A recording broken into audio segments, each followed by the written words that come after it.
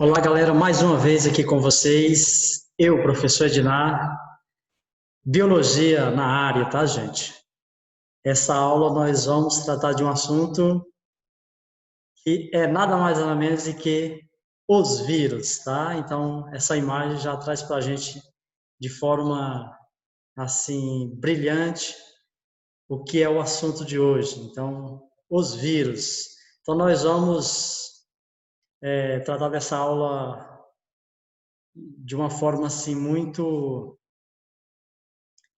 com cuidado para que a gente possa separar aí a nossa compreensão de estudo, mas hoje eu não vou me ater ainda à questão do coronavírus. Quero gravar uma aula especificamente falando do coronavírus e como certamente vai ser uma aula aí de uns 30 a 40 minutos, então não coloquei aqui dentro dos vírus. Vou falar de uma forma que vamos abranger os vírus de forma geral, mas ainda não falando especificamente desse vírus da pandemia, né? Então, gostaria que vocês acompanhassem, compreendessem depois em uma aula futura aí a gente fala só desse vírus, tá ok, galera? Então, vamos para a aula. Então, o que são vírus? Vírus são acelulares. Por que são acelulares? Porque eles não possuem uma célula. Vamos lembrar das outras aulas que nós tivemos lá de citologia, tá? Então, eles não têm células, vírus, eles não são considerados seres vivos por muitos pesquisadores, eles não possuem célula, logo não, é um ser, vamos dizer assim, que não tem as suas funções metabólicas próprias. Os vírus são parasitas intracelulares obrigatórios, ou seja, eles têm que viver dentro de uma célula para que eles obriguem essa célula a fazer aquilo que é o desejo deles. Então, fora de uma célula, muitos vírus não sobrevivem e alguns, vamos dizer assim, ficam inertes, ficam sem nenhuma função. Porém, quando está fora de uma célula, ele é chamado de vírion. Então, vírion é um vírus fora da célula, ok? Então, cuidado com essa palavra aí, quando falar de vírus ou de vírion, tá bom? Dentro e fora da célula. Os vírus têm material genético, seja DNA ou RNA, nunca os dois juntos, nunca ele vai ter o DNA e o RNA, exceto o citomegalovírus, que ele é composto dos dois, mas é um caso ainda específico, vamos dizer assim, dentro dos vírus. É uma descoberta muito recente, então ainda a gente não pode colocar eles aqui como, vamos dizer assim, o topo, ou como um ser diferente dos vírus. É um vírus, porém ele possui o material genético DNA e RNA junto, tá bom? Geralmente os vírus penetram nas células de uma forma por endocitose, que seria endocitose. Endo é dentro e cito, célula. Então seria mais ou menos como a célula abraça esse vírus todo e traz ele para dentro da célula. Abraçou, trouxe para dentro da célula, tá? Então, endocitose. Mas é claro que isso não é a única via do vírus penetrar dentro da célula, tá, gente?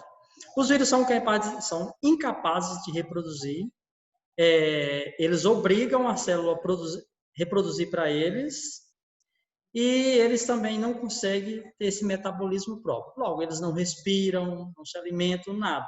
O vírus não faz nada disso. Não são seres vivos, entre aspas, tá? Então, vamos falar um pouquinho dos vírus e doenças associadas, tá, gente? Quem são os hospedeiros dos vírus? Então, os vírus eles podem fazer morada em quais lugares, por exemplo?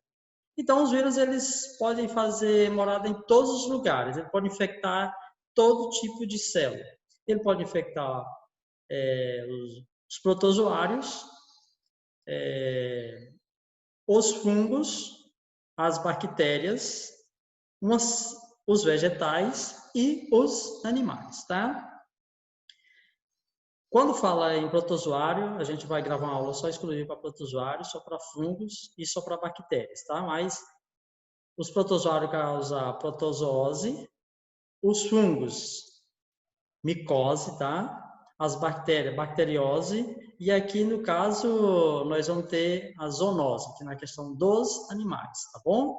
Então isso aqui a gente vai detalhando conforme o andamento aí do nosso curso. Qual é a morfologia do vírus, tá? Como é a forma? Como é a forma do... Bom, os vírus têm várias formas, mas basicamente quero apresentar para vocês essa forma aqui, né? Aqui nós vamos ter esse envelope. Esse envelope, nem todos os vírus vão ter esse envelope aqui. Alguns vírus vão ter esse envelope, tá? Depois desse envelope aqui, nós vamos ter esse capsídeo aqui, que é formado por capsômeros, que são proteínas, tá? Várias proteínas se associam e formam o capsídeo, ok?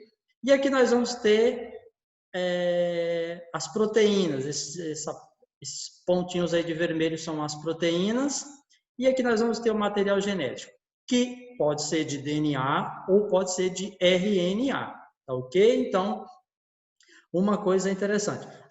O que apareceu aqui, vocês podem... Professor, mas você falou que não tem cérebro, por que está aparecendo a palavra núcleo? Núcleo-proteínas. Gente, essa questão de núcleo-proteína aqui, na verdade, seria o conjunto do capsídeo mais as proteínas aqui. Então, o conjunto dele nós chamaremos aqui, ou nós chamamos de núcleo-proteína, tá? Então, não é um núcleo, tá? Não é nada disso. De uma forma bem rápida aqui, só para vocês ficarem um pouco mais por dentro, a classificação dos seres vivos, tá? Desculpa. Os vírus não são incluídos no sistema de classificação lá dos 5 reinos, tá? Ele não faz parte, você vai estudar lá os 5 reinos, fungi, protozoário, vamos estudar os 5 reinos, que nós vamos falar disso depois, tá? Não quero entrar em detalhe para não confundir vocês. Os vírus não faz parte. Então, nós temos mais aqui, de uma forma bem geral, assim, a família, os Herpiviridae, toda palavra terminada de iride, em qualquer reino, aí se refere à família, por exemplo. E aqui nós temos o gênero Simplex virus, o simples vírus, tá? A espécie HHV, tá? Depois eu quero falar um pouquinho do significado desses Hs aí, tá? E variedade, HHV1, V2 e etc, tá? Então, são as variedades de vírus que existem. As famílias são definidas pelo tipo de material genético, se ela tem RNA ou se ela tem DNA. Então, aqui só para esclarecer um pouco melhor para vocês, o conceito de espécie, vírus. Uma espécie viral compreende um grupo de vírus que compartilham o mesmo material genético, ou seja, eles compartilham o mesmo RNA ou o mesmo DNA. Pegamos uma parte aqui que é muito interessante vocês entenderem, o ciclo lítico e o ciclo lisogênico. Qual a diferença desses dois ciclos? Olha, isso aqui é importante que vocês anotem, para vocês terem uma diferença do ciclo lítico e do ciclo lisogênico. Aqui no ciclo lítico, eu vou explicar ele e depois eu explico o ciclo lisogênico e quando cai no ciclo lítico, de novo, você já compreendeu. Aqui nós temos uma célula, aqui vamos dizer que é uma bactéria, tá? E o vírus, a primeira coisa que o vírus vai ter é contato. O vírus, a primeira coisa que ele vai ter aí é contato com o vírus, seja o influenza, seja o corona, seja outro vírus, a primeira coisa que a gente vai ter é o contato. Esse vírus, quando ele tem contato aqui, o que vai acontecer é uma coisa muito interessante. Esse vírus aqui ele não é envelopado, tá, gente? Ele vai injetar o seu material genético aqui dentro da célula, como vocês percebem aqui. Isso aqui é o material genético que o vírus injetou, só o material genético, como se fosse alguém fosse dar uma vacina e alguém colocou lá, por exemplo, só o líquido dentro de você, tá? Toda a parte do êmbolo vai ficar fora, claro. O que vai acontecer com esse material genético do vírus aqui? Ele vai obrigar a célula a reproduzir bastante, a multiplicar. Quando ela multiplicar, fazer essa multiplicação de vários vírus, o que vai acontecer vai ser uma remontagem. Ele vai aqui agora vestir uma roupa novamente, ele vai pegar todo o material da célula aí, que é gordura, basicamente, proteína, e ele vai vestir e ele vai ficar prontinho aí. Quando isso acontecer, o que vai acontecer no próximo passo aqui será o estouro da célula, tá? Então, aqui a gente já percebe que aconteceu o estouro da célula. Voltando novamente, contato, injeção, multiplicação, e aqui a questão, aqui vai acontecer uma muito interessante, que seria a maturação. Ele vai maturar e aqui ele vai estourar. É nesse momento aqui que provavelmente vai estar acontecendo a febre em nós, tá? Então, aqui a gente está com febre porque, vamos dizer assim, as hemácias estão estourando, tá bom? Então, esse é o ciclo lítico. Vamos para o ciclo lisogênico. Esse ciclo aqui lisogênico, o vírus ele vai injetar o seu material genético aqui dentro, só que acontece uma coisa bem interessante aqui, tá, gente? Quando acontece essa injeção de material genético aqui dentro, olha só o que vai acontecer. O material genético agora, ele vai se juntar ao material genético da célula. É como se aqui tivesse uma corda, essa corda fosse cortada, e esse pedaço aqui, que veio de fora, veio de outro ser, vai integrar essa corda, ela vai se tornar uma única corda, diferente um pouco daqui, tá? Aqui é um processo mais ou menos parecido com o que a gente faz lá na questão dos transgênicos, bem parecido, tá? Ou vamos dizer assim, dessa forma. Depois que acontece isso aqui, esse material foi integrado ao material da célula, aí essa célula aqui ela vai passar por um processo de divisão, como toda célula vai passar por esse processo de divisão. Uma célula vai formar duas vão formar 4, vão formar 8, 16, 32, 64, e assim vai. Esse processo aqui de multiplicação da célula, beleza. Só que acontece o seguinte, chega uma hora que todas as células estão infectadas, e o que vai acontecer? Aí ele vai cair aqui para o processo do ciclo lítico, ou seja, ele vai cair para o processo de montar, ele vai se montar, né? Vai ter a maturação aqui, e aí ele vai romper a célula e vai infectar novas células. Então, nesse processo lítico aqui, a célula morre. Nesse processo aqui lisogênico, a célula não morre, tá, gente? Tá bom? Então, ciclo lítico, ciclo lisogênico. Tem a diferença de um para o outro na questão aí da célula morrer e não morrer, tá? O material genético, ele só parelha, no outro ele se junta. Então, essa é uma diferença de um para o outro. Vamos ter esse cuidado. Continuando aqui ainda na questão da reprodução dos vírus, tá? Em ambos os ciclos, o material genético é o DNA, tá? Sendo a bactéria desses processos chamado bacteriófago. Quando o vírus ataca uma bactéria, ele é chamado de bacteriófago, tá? Esse aqui é um vírus não envelopado, não tem como ter o envelope aqui, senão ele, vamos dizer assim, fica difícil para ele ter uma circulação, entre aspas, aí, tá? Os bacteriófagos, simplesmente fagos, como pode cair aí no Enem, eles podem ser vírus de DNA ou de RNA, tá? Os mais estudados é o conhecido como fagos T4, tá? Vírus que infecta a bactéria intestinal, que é o caso da bactéria conhecida aí como E. coli, ou Escherichia coli, tá? Aqui, na questão da reprodução dos vírus, especificamente dos retrovírus, eu quero deixar claro para vocês a questão dos adenovírus e dos retrovírus, tá? O vírus influenza, né, o causador da gripe, ele tem um RNA, tá? O HIV ele também é de RNA, assim como o vírus da gripe, tá? Os dois são de RNA e eles são retrovírus, mas por ele ser retrovírus não significa dizer que todo vírus de RNA são retrovírus. Não. Para ele ser denominado retrovírus, eles têm que ter uma enzima chamada RT, ou transcriptase reversa. Então, ele vai ter essa enzima aqui, transcriptase reversa. O que seria uma transcriptase reversa? Seria voltar atrás. Como seria voltar atrás? Seria mais ou menos ele pegar uma fita de RNA, uma fita única, uma única fita, tá? Como se fosse só um barbante, e ele transformasse esse barbante em 2, tá? Depois que ele transforma em 2, aí ele faz o processo de transformar em 1 e depois ele faz a tradução dessa proteína. É aí que está a dificuldade de se encontrar medicamentos, algo que barre a reprodução desse vírus.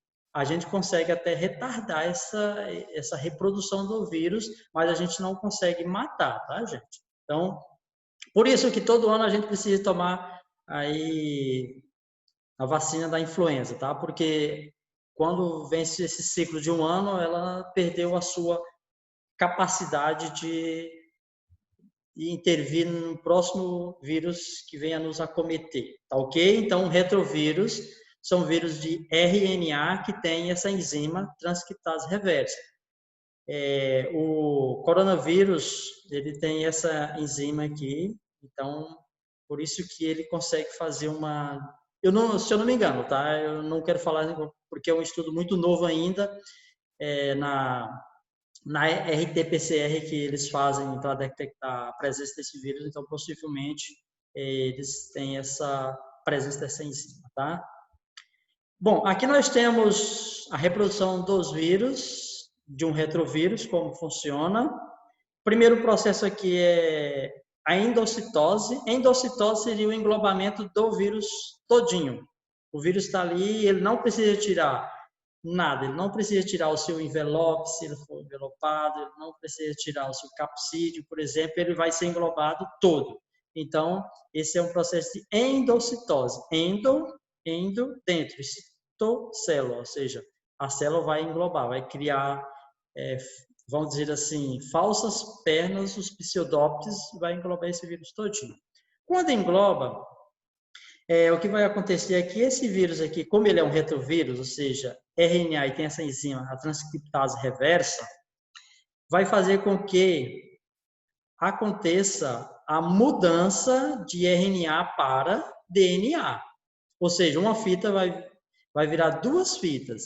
E aí, depois, esse DNA vai ser incorporado dentro do núcleo aqui da célula. Quando for incorporado aqui dentro do núcleo da célula, vai acontecer a formação de proteínas, tá? Vai começar a formação aqui de proteínas específicas, tá? Depois que acontece a formação de proteínas aqui, esses vírus aqui, eles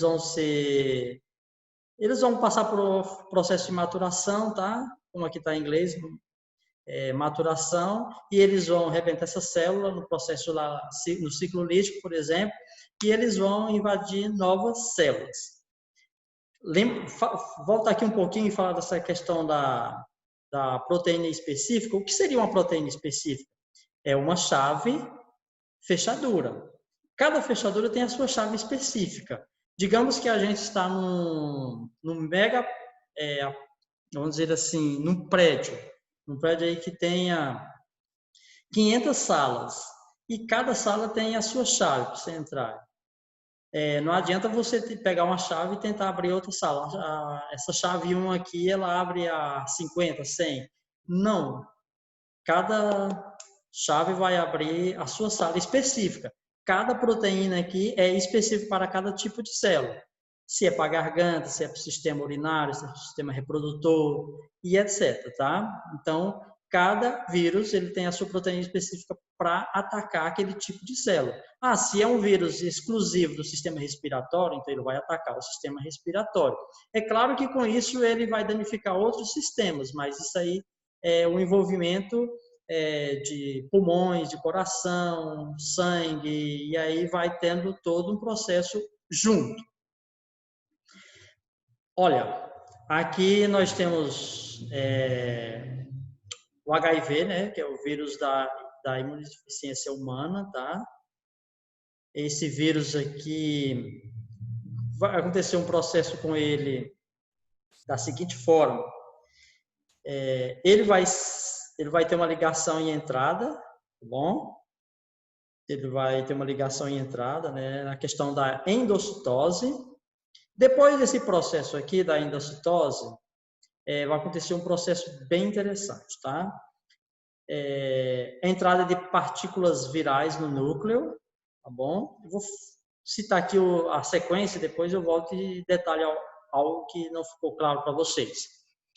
Aí ele vai ter, claro, como é o vírus HIV, ele tem essa enzima chamada transcriptase reversa, ART. E aí ele vai pegar e vai fazer essa conversão do RNA em DNA. E aí vai ser uma fita que vai se transformar em duas e ela vai ser integrada na cadeia do DNA da célula. Então, é como vocês estão vendo aqui, ó. Aqui tem um vírus se integrando com outros, dois aqui. Os dois material genético, tá? Dois material genético aqui, eles já estão associados, estão juntos aqui. A célula, nesse momento, ela não percebeu nada, ela foi enganada e ela está aqui sendo, vamos dizer assim, enganada de forma total, parcial, ela não sabe de nada.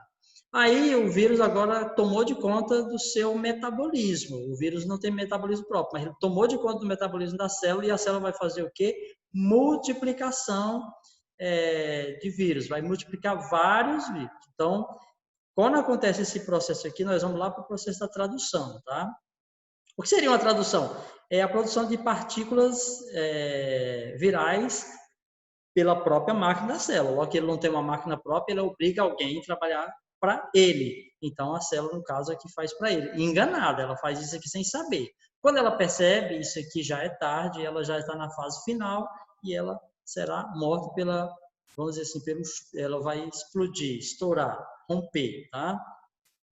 E aí a gente vai cair num processo aqui de desenvolvimento do novo vírus de maturação, tá? Ou seja, vão invadir nova célula e vai ter início um novo ciclo. Dependendo do tipo de vírus, o nosso sistema imunológico ele vai dar uma caída, mas depois ele se reabilita novamente e, vamos dizer assim, toma de conta desses certos agentes e acaba eliminando, tá? No caso do HIV aqui, não é bem assim que vai funcionar, tá? O nosso organismo pode até manter estável aí por 3, 4, 5, 6, 10 anos, dependendo do coquetel que esteja tomando, por exemplo, mas aí vai chegar uma hora que ele vai diminuir as nossas defesas e aí nós vamos ter várias doenças associadas, tá?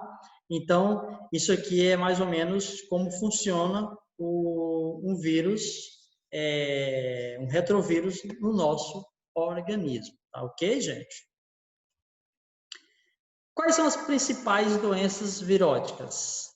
Quais são as principais doenças viróticas? Nós temos o HIV, né, como já foi mencionado aqui no slide anterior.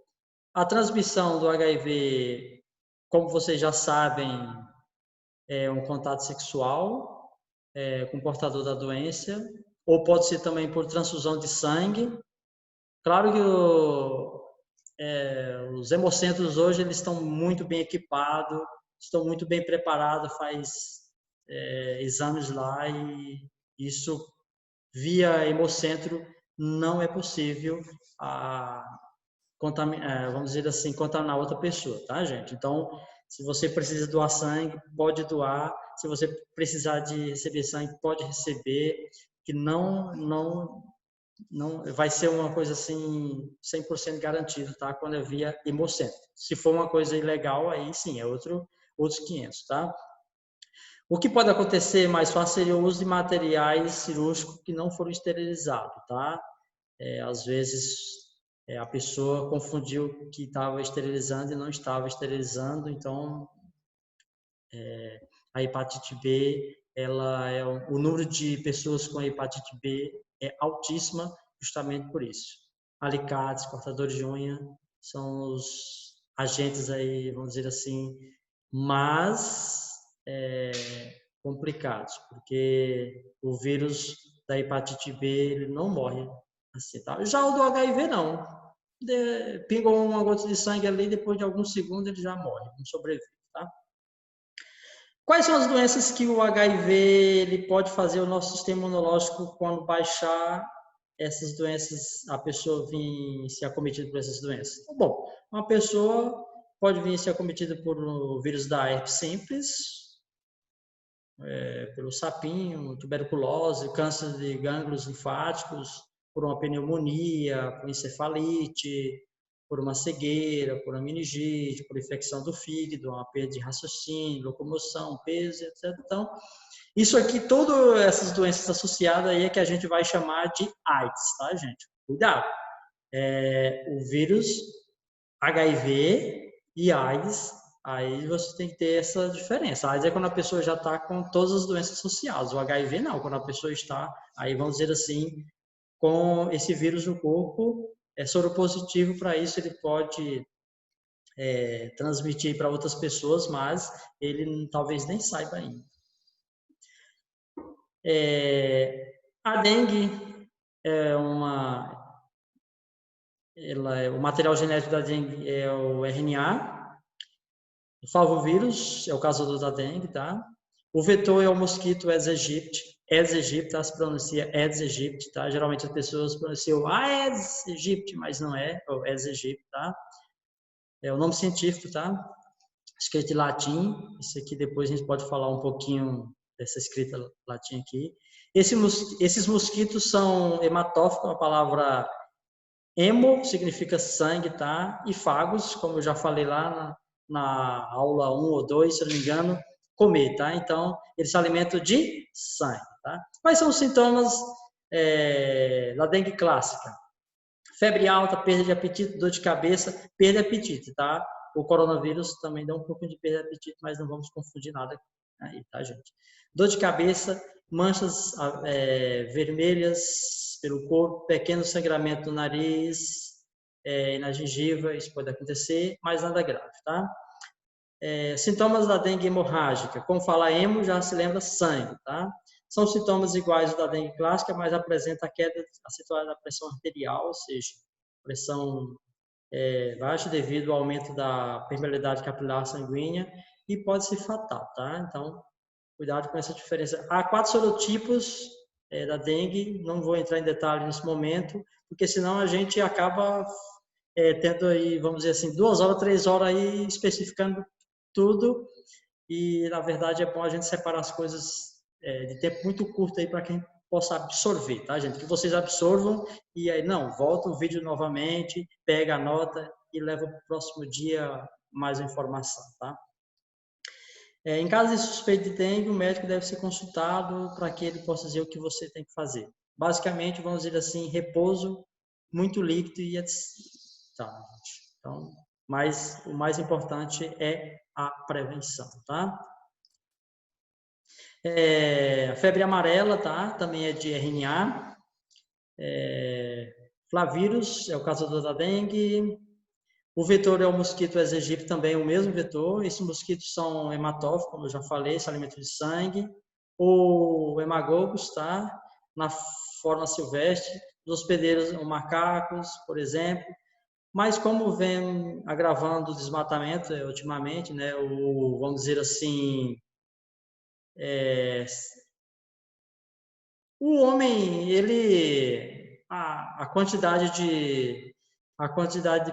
vamos dizer assim, a população ela vai aumentando, então é natural, vamos dizer assim, que as pessoas vão desmatando para fazer alguma coisa, às vezes de forma desorganizada, às vezes por uma necessidade, não vamos entrar em detalhe aqui, mas aí, às vezes, com isso, o desmatamento leva a que o homem seja um hospedeiro de forma acidental, tá? Quais são os sintomas da febre amarela?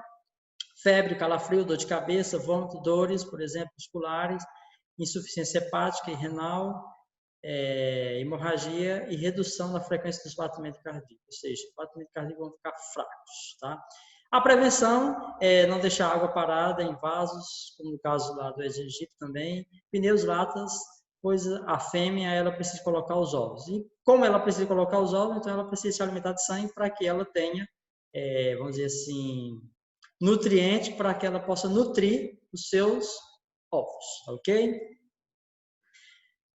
A varíola já é de DNA, tá? Então tem vírus de RNA, tem vírus de DNA, exceto o vírus, o citamegalovírus, tá? Que é um vírus aí que ninguém praticamente cita, os cursinhos pouco cita esse vírus, né? Vamos dizer assim, em sala de aula pouco é citado a questão do citamegalovírus, mas é bom que vocês tenham isso em mente. Mas assim, uma coisa que eu peço a vocês é que estudem vírus, estudem muito, procurem, porque certamente vai cair questões aí do vírus. Não só para a questão do corona, mas é porque é algo que vem forçando a sociedade científica a buscar entender como esse micro-organismo ele consegue fazer um estrago tão grande, tá?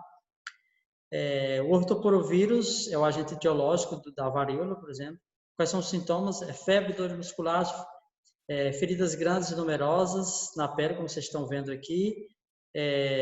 Vai deixar cicatriz, erradicada no mundo, mas em 1950, né? Vamos dizer assim, há 70 anos, teve grande índice de incidência. Só a vacina previne, tá, gente? A transmissão é feita pela saliva e pelo uso de objetos como talheres e copos contaminados, tá? Então, no caso, digamos que uma pessoa está com varíola, esses objetos, outra pessoa não pode ter contato, porque senão é por aí que vai adquirir, tá? Simples também é de DNA, o herpesvirite, tá? O HHV1, tem o herpes simples que se dá na boca oral e tem o herpes simples que é no caso aqui dos órgãos genitais, tá? Quais são os sintomas? Aparecimento de pequenas bolhas ao redor da boca e das partes genitais, tá? Um pouco diferente, o mesmo que acomete a boca não é o mesmo que acomete aí, vamos dizer assim, o genital, tá ok?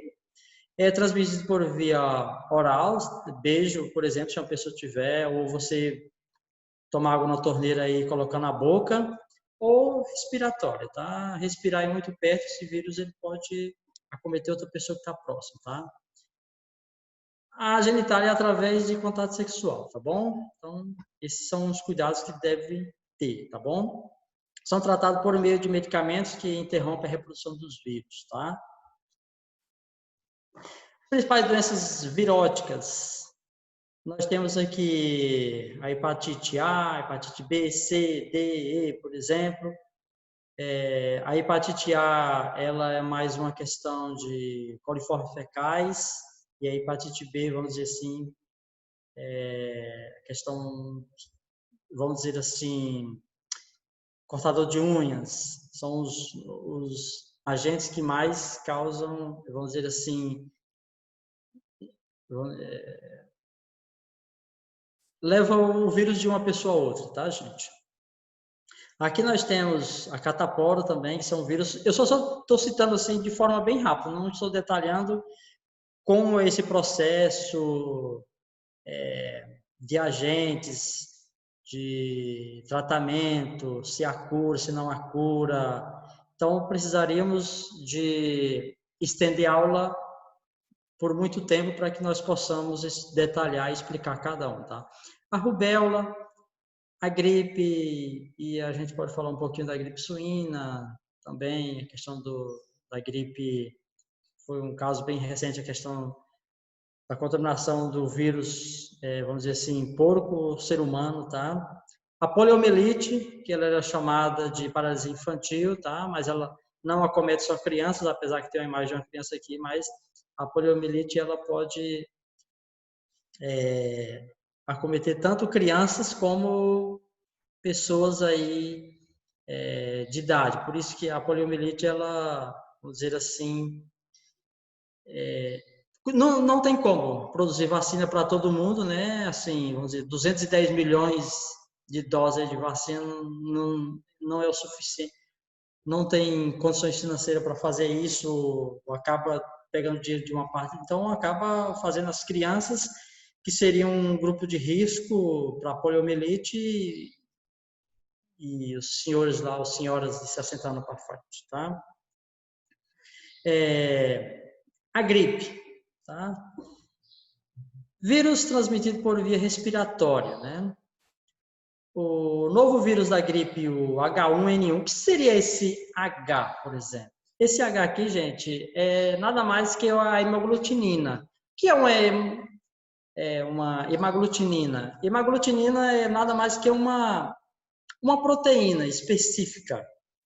E o N? O que seria esse N? É uma enzima, que é uma proteína, hemaglutinina, que seria uma enzima chamada neuramidase, tá? Então, para cada proteína há uma enzima, H1N1. Mas pode, aí o caso do H1N2, H1N5. Então, para cada uma proteína, por exemplo, existe 5, vamos dizer assim, enzimas, tá? Então, isso aí é que vai fazer com que tenha um entendimento melhor para, não, então, esse tipo de vacina aqui é que vai para esse grupo, tá bom? Então, o H1N1 apareceu aí recentemente, é um novo subtipo de vírus que afeta o ser humano, tá? Este novo subtipo contém genes das variantes humanas, tá? Que é como eu já falei, o H1N1, H1N5, a variável suína do vírus da gripe, e apresenta uma combinação nunca antes observada em todo mundo, tá? É transmissível entre os seres humanos através de gotículas liberadas quando uma pessoa fala, que é o caso aqui também do coronavírus, da tosse ou do espirro, tá? Então, a gripe no geral, ela é transmitida dessa forma, tá? Então, por isso a questão, professor, mas e a mão? Não, a mão na verdade é a questão da mão, você levar ela à boca, levar ela ao nariz e levar ela aos olhos, tá? Então, porque geralmente a gente está sempre tendo contato com essa região. Coçou e parece que é algo que força a gente a fazer isso, tá? O sarampo, tá, gente? Não vamos descuidar do sarampo. Tá todo mundo aí focado na questão aí do coronavírus, mas não vamos esquecer do sarampo, tá? Tem muita gente morrendo de sarampo aí por aí afora, tá, gente? Então não vamos descuidar disso aí, não. Tem vacina para o sarampo, vamos procurar vacinar aí pelo sarampo, tá? Beleza? O agente etiológico é o vírus do sarampo. A forma de transmissão dele é vias aéreas, oral e respiratória, tá? Na fala, no espirro, na tosse, contato pessoa a pessoa, tá? Quais são os sintomas? Febre alta, tosse seca, aparecimento de mancha avermelhada pelo corpo, tá? Tratamento, ele não possui um tratamento, tá? Geralmente, o sistema imunológico, ele consegue eliminar o vírus, tá? Então, a pessoa, ao tomar a vacina, essa vacina ela vai desencadear os anticorpos e vai acabar eliminando o vírus se você tiver contato com o vírus, tá? E a profilaxia, ou seja, a prevenção, né, é a vacinação na infância da tríplice viral ou tetraviral. Na verdade, isso já associaram tantas vacinas juntas que, quando falava tríplice viral, são 3 vacinas juntas, mas hoje já pode juntar mais vacinas. Conforme vai sendo estudado aí, não, vamos fazer 4, 5 vacinas numa só aí para ficar mais barato para o Estado, tá bom? A catapora, a varicela, tá? O agente etiológico é a varicela zoster. Forma de transmissão é as vias aéreas, assim como eu já havia falado aí para o sarampo, a gripe, etc. Contato pessoa a pessoa, tosse, espirro, saliva, etc. Os sintomas da catapora são lesões na pele que causam ardor e coceira, né? Então, ao coçar pode ferir. Em crianças, a catapora ou varicela, e em adulto, o preto, tá? Então, só de uma forma bem rápida. Não existe um tratamento, geralmente o sistema imunológico ele consegue eliminar o vírus.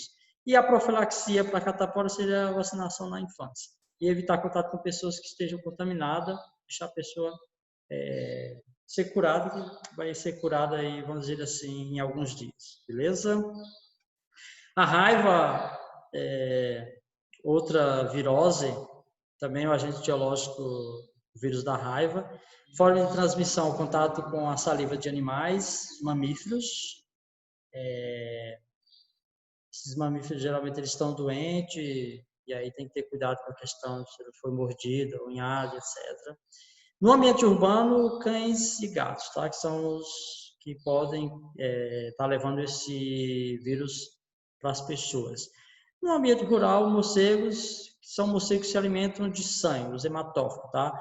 Isso aqui 5% dos morcegos só são hematófagos, os outros 95% eles se alimentam de frutas, por exemplo, tá? Então, nem todo morcego se alimenta de sangue, tá, gente? Só 5%, é uma quantidade de morcego muito pequena, tá? Por mais que a gente... Mas é claro que esse 5% é uma quantidade razoável para a gente ter certo cuidado, tá? Sintomas dos animais doentes, a encefalite, né? Encefalite, toda vez que falar essa palavra it, é que é inflamação do encéfalo, agressividade excessiva, a pessoa ficar, ou o animal vai ficar muito agressivo, aumento da salivação, no caso dos cachorros, por exemplo, capacidade de deglutição, tomar água, por exemplo, chamada de hidrofobia. Fobia, medo e hidroágua, tá? Sintoma no homem, insônia, dor de cabeça, convulsões, salivação excessiva, febre, espasmo dos músculos da glote, por exemplo, que é um músculo que fica lá dentro da boca, tá? E aí vai ter dificuldade da deglutição, que é chamado de hidrofobia também. Profilaxia, tá, gente, para raiva? Bom, infelizmente não possui assim uma cura. Mas a questão da vacinação dos animais domésticos é importante demais. Você tem aí seu animal doméstico aí leve, toma a vacina, é importante demais, não deixe, o bichinho eu dou banho nele, fica só aqui em casa. Não, tenha cuidado que à noite ele pode sair por aí e ser contaminado, e contaminar você.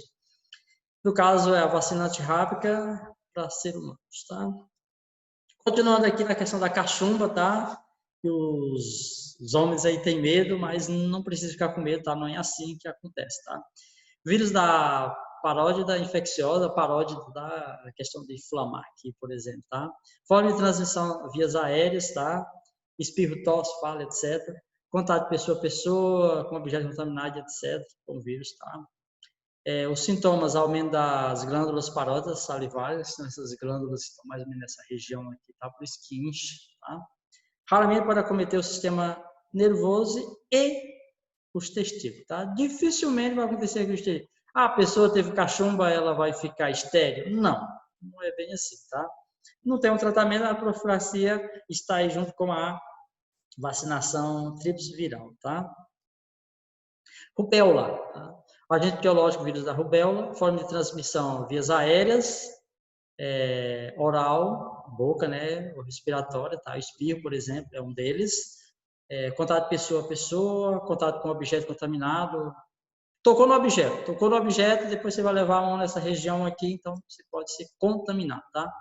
Quais são os sintomas? Surgimento de manchas avermelhadas na pele, tá? Perigo. O vírus da rubéola em mulheres grávidas é capaz de atravessar a barreira placentária, tá? Essa barreira placentária, ela é importantíssima, tá? Geralmente ela não deixa os vírus adentrar ali a parte onde está o embriãozinho, o feto, tá? Para ser acometida alguma malformação ali. Mas se caso isso acontecer, pode infectar o feto, causando cegueira, surdez, retardamento mental. Então, pode nascer com esses problemas aqui, tá, gente?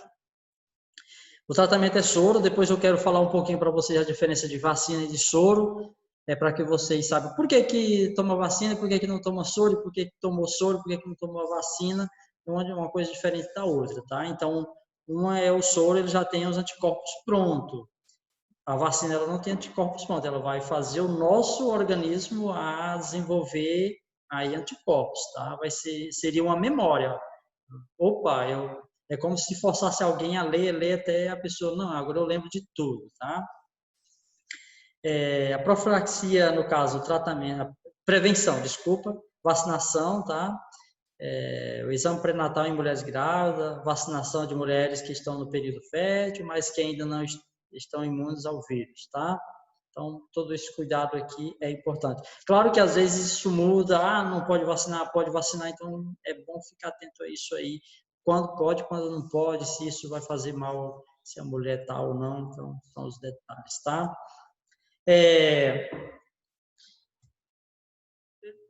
Finalizar por aqui, tá, gente? Quero detalhar para vocês um pouquinho mais a questão aí dos vírus, tá? De uma forma assim específica. Quando eu vou falar numa próxima aula aí da questão do coronavírus, acho que aí dá para eu especificar mais uma questão aí de quais são a classificação dos vírus, vamos dizer assim, quais